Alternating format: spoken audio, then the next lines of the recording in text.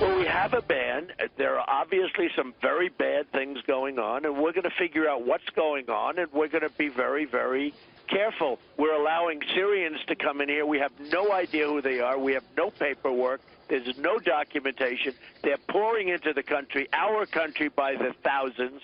You see what's happening in Germany. It's a mess. You look at Sweden and some of these other countries that are taking them. It's a total mess.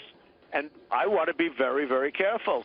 That was Donald Trump earlier today talking about preventing foreign Muslims who cannot be properly vetted from entering the country. Now, Trump's proposal has been under steady attack from critics right here at home.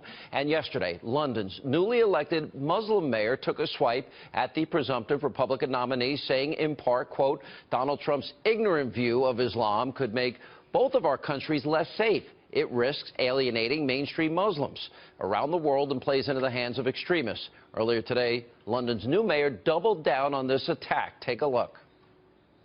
By giving the impression that Islam and the West are incompatible, you're playing into the hands of the extremists. It's about the message it sends from, the greatest country in the world. I mean, what is the story of America?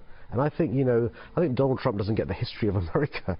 And my point with respect to, Americans is, look, I think, you've got a choice when it comes to the elections in November.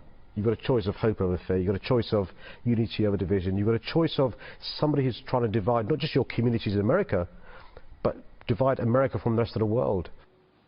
Here was reaction. The religious director of the Islamic Center for Greater Toledo, Imam Tawhid Eid, and the president of Act for America, Brigitte Gabriel. Imam, let me start with you.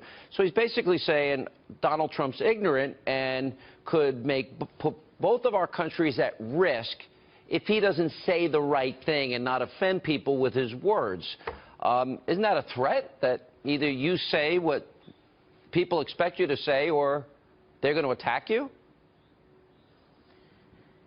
Well, thanks for having me on the show. I would not really use the word ignorant. I just want Mr. Trump to be more sensitive toward this issue. But let me ask, isn't there implied threat there, that it makes our country less safe? He's saying either say things the way we demand or you're going to be attacked. That's how I interpret that.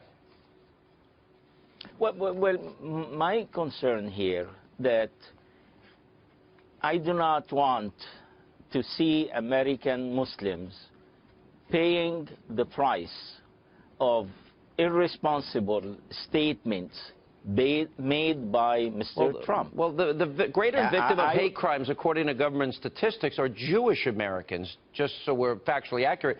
I guess my next question to you is, and I think this is very important for our audience to understand, is that we have the Director of National Intelligence, James Clapper, our FBI Director, our Assistant FBI Director, our Chairman of our House Homeland Security, Obama's former envoy, General John Allen, to defeat ISIS, have all said the following in some way, shape, or form, that ISIS will infiltrate the refugee population.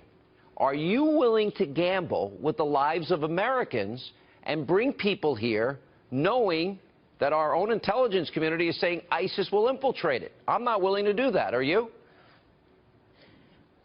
Well, let's straight up the record here. I'm not against the FBI or immigration authorities. I'm asking a question, though. They said ISIS will infiltrate the refugee population. Until we can guarantee the safety of Americans, shouldn't we have a ban?